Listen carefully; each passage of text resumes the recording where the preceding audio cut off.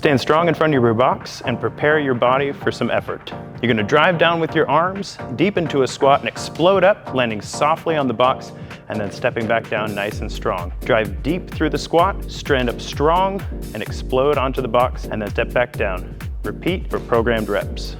This exercise is called the box jump to step down. It's a challenging exercise to develop power and strength in your lower body, and we got a box and gravity. Let's fight it.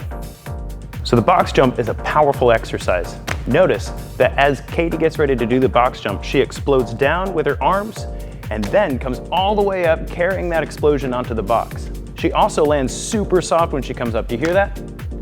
All of her muscles are taking the shock of this rather than her joints and her back. She's doing a fantastic job extending all the way up to the top and controlling her step down on the way down. Nice, Katie. You're making it look easy. Well done.